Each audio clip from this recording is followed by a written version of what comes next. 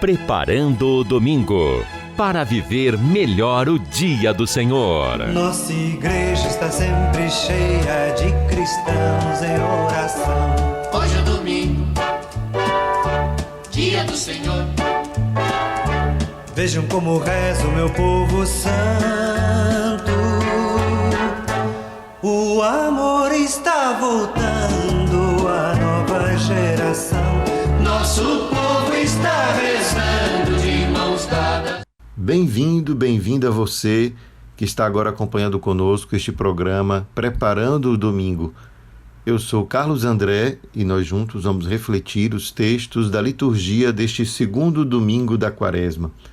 Tempo importante da nossa fé, da nossa vida cristã, em que nós nos preparamos para acolher a mensagem, a presença de Jesus ressuscitado em nossa vida. Por isso, somos todos convidados a nos prepararmos neste caminho quaresmal ao encontro com o Senhor. Vamos então, por isso, iniciar o nosso encontro invocando o Espírito Santo de Deus.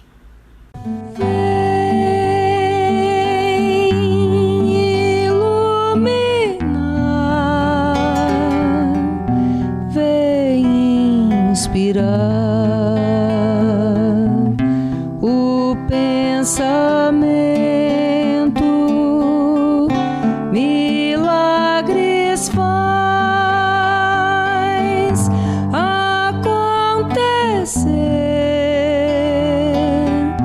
o reino bom, sabedoria.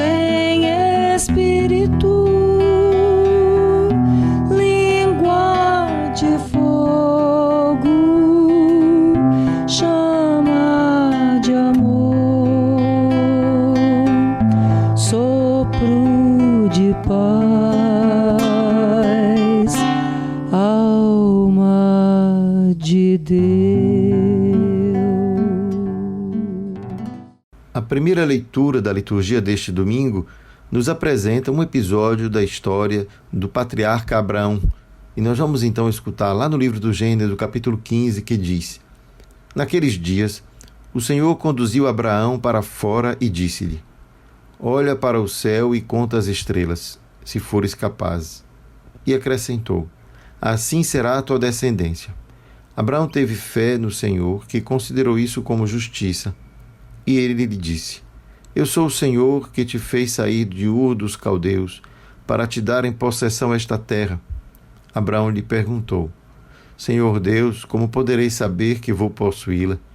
E o Senhor lhe disse: Traz-me uma novilha de 3 anos, uma cabra de 3 anos, um carneiro de 3 anos, além de uma rola e de uma pombinha.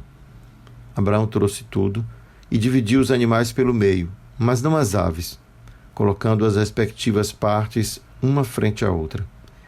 Aves de rapina se precipitaram sobre os cadáveres, mas Abraão as enxotou. Quando o sol já se ia pondo, caiu um sono profundo sobre Abraão, e ele foi tomado de grande e misterioso terror. Quando o sol se pôs e escureceu, apareceu um braseiro fumegante e uma tocha de fogo, que passaram por entre os animais divididos. Naquele dia, o Senhor fez aliança com Abraão, dizendo: Aos teus descendentes darei esta terra, desde o rio do Egito até o grande rio, o Eufrates. Essa primeira passagem que nós lemos hoje da liturgia nos provoca certamente uma certa estranheza.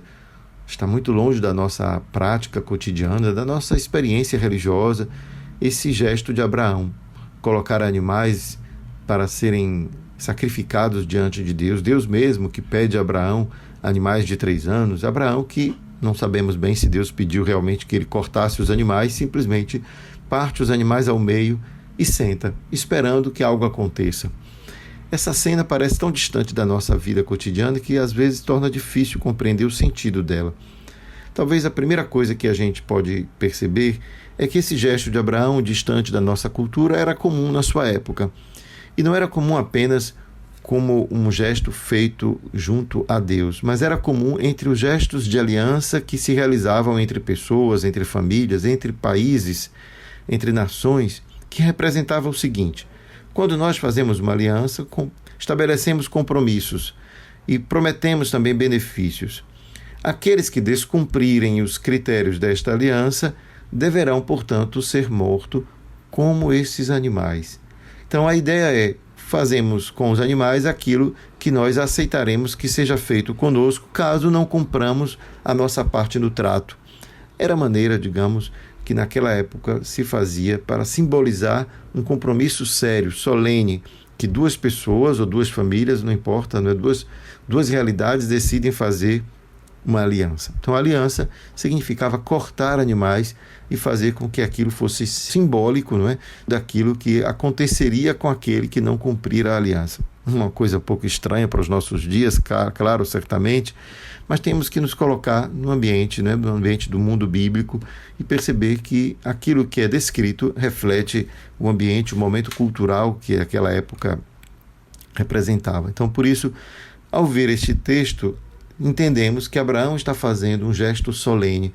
Ele não quer apenas que Deus prometa, mas ele quer que Deus se comprometa com a sua palavra, de dar a ele uma descendência e aquela terra na qual ele está presente. Então, por isso, quando Abraão faz esse gesto, a gente percebe que há dentro dele o desejo de selar um pacto. Com isso, ele também se compromete a ser fiel a Deus. A sua fidelidade é comprovada, portanto, quando ele decide colocar a sua vida em jogo.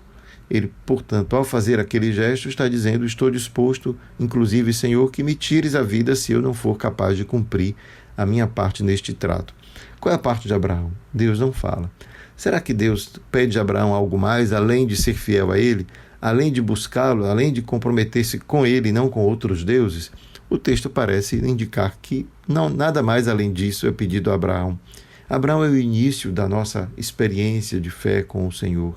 É aquele que primeiro começa a compreender quem é Deus e vai buscando, portanto, na fidelidade da escuta, pautar a sua vida no dia a dia. E aqui Deus considera justiça o gesto de fé de Abraão na sua palavra. Portanto, a gente já descobre que a primeira coisa que surge no nosso coração é a confiança em Deus, nas suas promessas.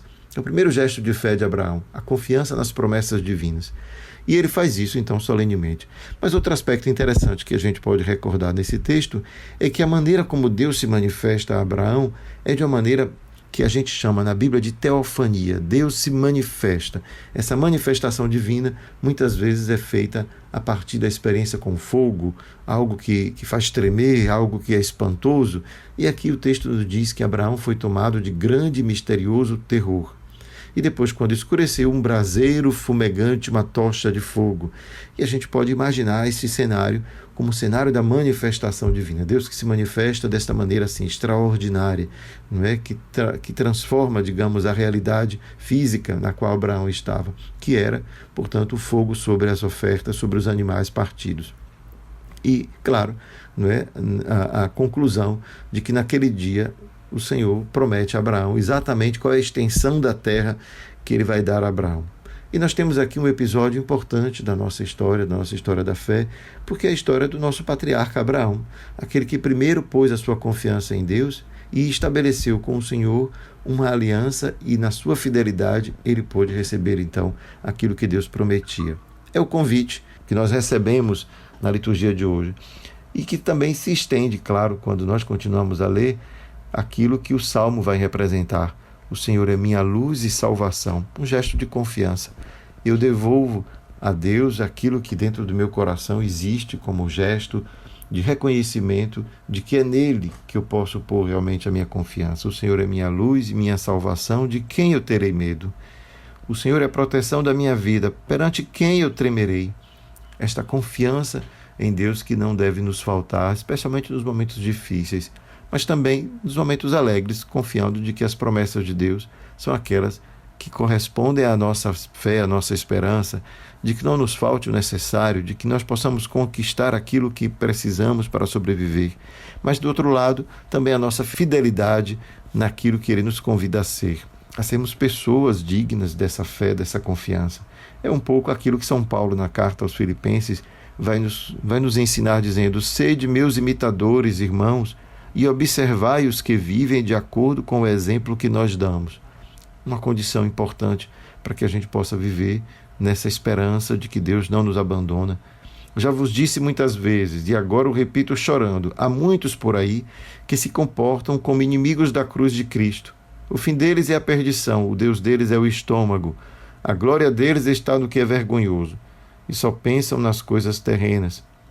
Nós, porém, somos cidadãos do céu, de lá aguardamos o nosso Salvador, o Senhor Jesus Cristo. Ele transformará o nosso corpo humilhado e o tornará semelhante ao seu corpo glorioso, com o poder que tem de sujeitar a si todas as coisas. Assim, meus irmãos, a quem quero bem e dos quais sinto saudade, minha alegria, minha coroa, meus amigos, continuai firmes no Senhor.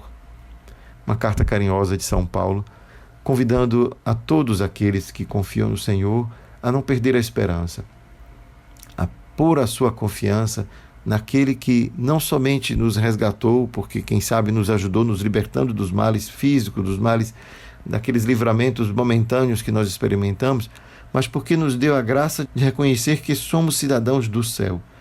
Isto é, não pautamos nossa vida apenas por aquilo que seremos capazes de conquistar no dia a dia, na luta, no trabalho, mas pautamos nossa esperança numa certeza de que tudo haverá de passar, que até o sofrimento terá fim um dia e que tudo aquilo que existe neste mundo poderá, sim, se reencontrar diante de Deus em uma outra dimensão, na dimensão daquele que nos criou, na dimensão daquilo que realmente nós, quando vivemos, descobrimos que é importante. O amor, a fraternidade, a capacidade de viver como irmãos nos dá a sensação de que o céu pode ser construído já aqui e de que aquilo que esperamos ver um dia na eternidade já se estabelece na nossa vida como uma experiência cotidiana, o amor compartilhado, o amor vivido sinceramente. Quanto da vida de um casal, de uma família, já poderíamos dizer que é um reflexo daquilo que Deus reserva para nós na eternidade. Quando pensamos na alegria da família, quando pensamos na comunhão que pode surgir entre pessoas que, por esta aliança sincera, verdadeira, de fidelidade e de amor, conquistam dia a dia esse território que é pessoal, mas que é o território da alegria, o território da felicidade, o território da esperança, cultivado em família, porque se sofre juntos, se alegra juntos e se continua a oferecer a Deus cotidianamente, juntos, aquilo que é a nossa esperança. A esperança de que Deus nunca nos abandone, porque Ele não nos abandona. É uma esperança que é fundada na fé, uma fé que se configura em uma certeza, porque afinal, aquilo que sabemos de Jesus Cristo, através do testemunho dos discípulos, de que Ele morreu e ressuscitou, é o que alimenta, nutre tudo aquilo que a gente pode sentir e pensar a respeito de Deus. Que Ele nos ama, que a nossa vida terrena é verdadeira, mas é uma passagem, é algo que Deus sim se interessa por ela, está disposto sim a chamar a atenção àqueles que praticam a injustiça, o mal, aqueles que são inimigos da cruz, e quer sim alimentar o coração daqueles que encontram em Jesus a certeza de que Ele, como Pai, não nos abandona. Por isso, os textos de hoje nos falam de confiança diante das dificuldades, diante daquilo que pode ser desafio. No sacrifício de Abraão, temos ali uma imagem das aves de rapina que tentam atrapalhar o seu sacrifício, a oferta que ele faz a Deus dos animais. Quem sabe, para nos recordar isso, também nós somos chamados a afastar aquilo que pode nos atrapalhar no nosso caminho de fidelidade, que são os obstáculos da vida, as aves de rapina, né? Como esses inimigos da cruz, que estão ali, quem sabe, muitas vezes nos rodeando, nos impedindo de nutrir no nosso coração essa esperança de que Deus não nos abandona, está do nosso lado, nos conduz. É nesse espírito de confiança no Senhor diante das adversidades que nós agora vamos também escutar a palavra de Jesus no Evangelho.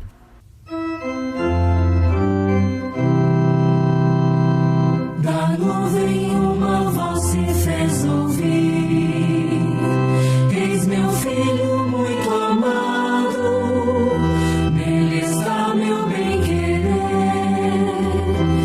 escutai o que ele diz.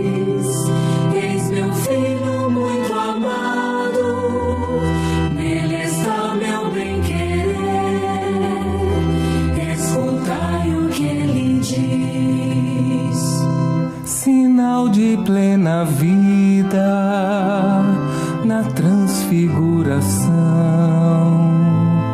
o Cristo anuncia feliz ressurreição. Da nuvem uma voz se fez ouvir: eis meu filho muito amado, nele está meu bem-querer. Escutai o que ele diz: eis meu filho muito amado, nele está meu bem-querer. Escutai o que ele diz. O sol da liberdade brilhou na escuridão, a luz dissipa o medo e vence a opressão. Da nuvem uma voz se fez ouvir: eis meu filho muito amado, nele está meu bem-querer. Escutai o que ele diz: eis meu filho muito amado, nele está meu bem-querer. Escutai o que ele diz. O céu antecipado, pulsante neste chão, é o reino que se mostra na transfiguração. Da nuvem uma voz se fez ouvir: eis meu filho muito amado, nele está meu bem-querer. Escutai o que ele diz: eis meu filho muito amado, nele está meu bem-querer. Escutai o que ele diz.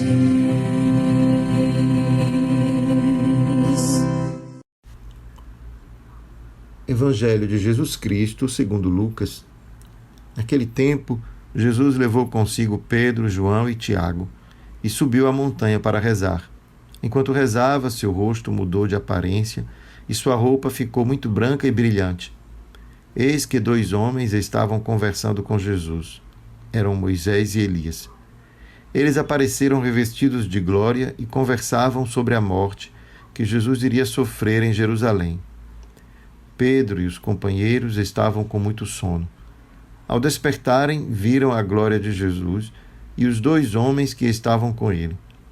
E quando estes homens se iam afastando, Pedro disse a Jesus: Mestre, é bom estarmos aqui.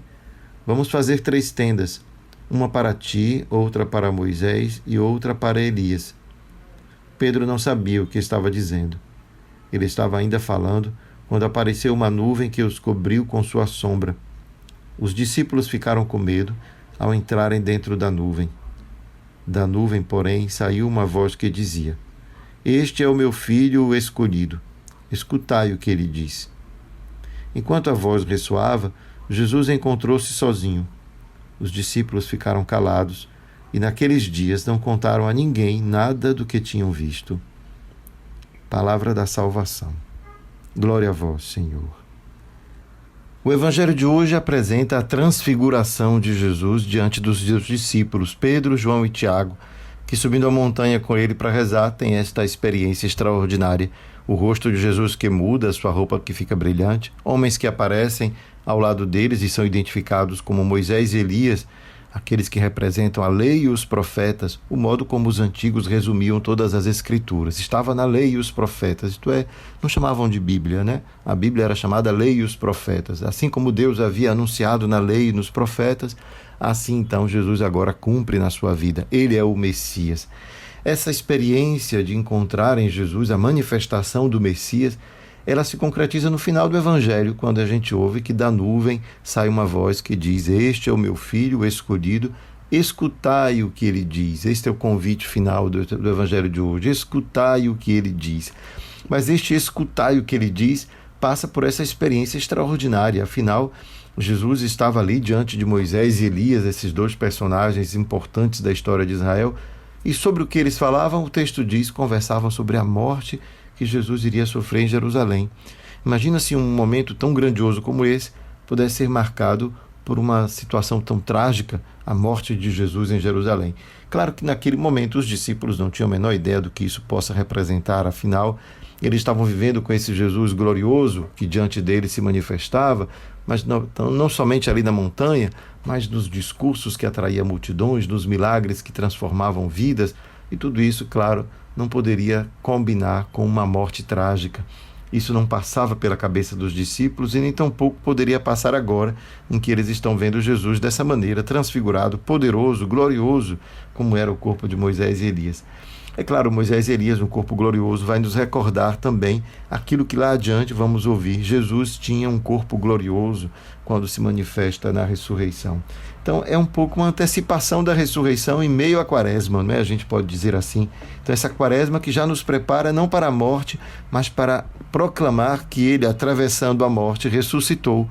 E que a sua morte não foi uma morte sem sentido, que a sua morte tinha uma razão. Não foi mais uma morte, como tantas mortes sem sentido que acontecem nos nossos dias, não é? De pessoas que são de modo injustas, arrebatadas deste mundo pela maldade, ou pelas injustiças, ou pela violência, ou por tudo aquilo que a gente sabe que acontece diariamente no nosso mundo.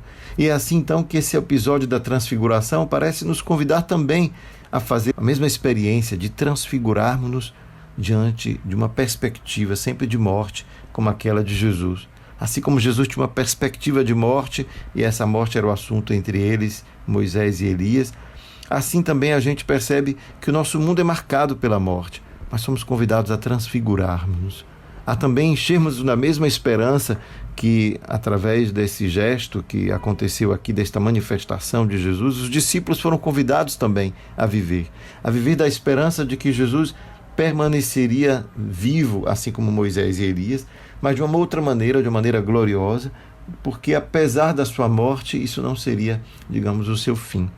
É dessa maneira, talvez, que a ressurreição e a transfiguração, aqui antecipando esse momento importante da história, quer nos ensinar que o mundo em que vivemos, por mais difícil que possa ser, por mais tenebroso que muitas vezes se apresente, ele é marcado por uma palavra de vida, uma palavra de vida que se manifestou na ressurreição de Cristo, e é a razão pela qual nós, cristãos, vivemos a quaresma e celebraremos a Páscoa. Não podemos nos esquecer disso. Nossa fé celebra a vida, uma vida plena, que se realizou completamente em Jesus, mas que passou pelo sofrimento. Mas aí é preciso entender qual é a nossa participação, qual é o nosso compromisso diante de Deus, por causa desta aliança que ele fez conosco, por causa desta promessa, que assim como em Abraão foi a promessa de uma descendência de uma terra, aqui essa descendência, essa terra se transforma em uma descendência do céu, né? São Paulo disse na leitura que escutamos hoje, sois cidadãos do céu, né? Para que não tenhamos que ficar apegados às coisas terrenas, elas serão ali como meios, as coisas terrenas são meios para alcançarmos esta felicidade eterna, que na verdade deve começar aqui, lógico, na medida em que compreendemos o valor da fraternidade, o valor da justiça e da paz, aquilo que é o nosso desejo de céu já se começa a realizar aqui. Quem de nós já não fez essa experiência de amar e ser amado e percebeu o quanto isso enche o coração de satisfação? Quanto mais será no dia em que não teremos mais nenhum obstáculo para a fruição deste amor, este amor que vem e volta de nós e de Deus, de nós e nossos irmãos. Se a experiência do amor já nos faz perceber o quanto ele é capaz de nos elevar até Deus, quanto mais não seremos, portanto, preenchidos dele quando estaremos junto com Jesus, Elias, Moisés, com todos que já partiram, todos que já estão junto de Deus, vivendo na eternidade. Portanto, a experiência da eternidade, ou a esperança, melhor dizendo, da eternidade, ela se funda, tem a sua raiz profunda na esperança de que o anúncio cristão, de que Cristo ressuscitou, seja autêntico, seja verdadeiro, se realize. Portanto, a transfiguração de Jesus aqui é um convite a cada um de nós a vivermos neste mundo já como se não fôssemos daqui, isto é, transfigurando as realidades deste mundo para que elas já possam manifestar aquilo que elas realmente são. Portanto, não é para viver aqui suportando a dor, esperando que um dia a gente seja feliz. Não, Deus não nos pede isso. Deus nos pede que transfiguremos as realidades nas quais estamos, para que elas já sejam um anúncio da presença de Deus neste mundo. E, portanto, nos encha de esperança para que ela se complete, que esta alegria se complete na eternidade. Portanto, aquilo que esperamos na eternidade é o completamento, é aquilo que pode, a sobreabundância da felicidade que podemos já experimentar aqui. Porque esta é uma felicidade passageira que tem que lidar com os limites da vida. Mas quando esses limites não existirão mais, essa felicidade que já experimentamos poderá ser total, absoluta. Portanto, é uma passagem de uma liberdade ou de uma felicidade limitada a uma liberdade e felicidade total, aquilo que representa o céu. Por isso é preciso transfigurar aqui. É preciso nutrir o nosso coração de esperança, transformando as realidades. E Deus nos convida a isso através desse evangelho de hoje. Portanto, Quaresma é tempo de compromisso, de fazer aliança como Abraão fez. É tempo de mudar as atitudes, convidando-nos, portanto, a imitar aqueles que nos ensinam o caminho do céu, como nos indicou São Paulo. E, acima de tudo, perceber aquilo que Jesus nos disse hoje, através deste evangelho. Escutai-o, é a voz que entra neste evangelho de hoje, no final, para dizer: este é o meu filho amado. Nele ponham a confiança, escutai o que ele tem a vos dizer, porque o caminho que ele nos indica é um caminho de vida. É assim, então, que este evangelho de hoje nos prepara para viver a Páscoa do Senhor em meio à Quaresma. Nos prepara nos dizendo, em meio a esta longa Quaresma da vida, devemos ser também nós pessoas que, transfiguradas pela fé, anunciam, como Jesus anunciou, que a vida, a esperança, a fé, o amor, todas essas palavras bonitas não são palavras românticas, quem sabe, que pairam no ar, mas que devem ser enraizadas na nossa vida pelo comportamento cada vez mais coerente com o anúncio, com a palavra, com aquilo que Jesus nos ensinou.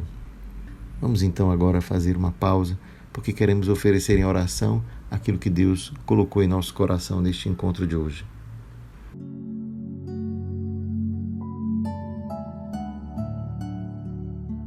Senhor, nós te agradecemos pela vida que se manifesta em Jesus, através da qual nos convida a também, como Ele, viver de forma a transformar as realidades, transfigurando este mundo, muitas vezes marcado pelo ódio, pela inveja, pela cobiça, em um mundo mais marcado pela fraternidade, pelo amor, pela compreensão, pela tolerância, pela capacidade de ver o outro como o meu irmão, por mais diferente que ele possa ser, porque é digno do teu amor, tanto quanto eu espero ser digno um dia da tua bondade, do teu amor para comigo. Obrigado, Senhor, por este dia. Obrigado por este encontro de oração. Ajuda-nos a viver neste tempo da Quaresma uma preparação que seja digna da tua Páscoa e que, na esperança da vida nova, nos preencha hoje e sempre. Que o Senhor nos abençoe. Em nome do Pai, do Filho e do Espírito Santo. Amém.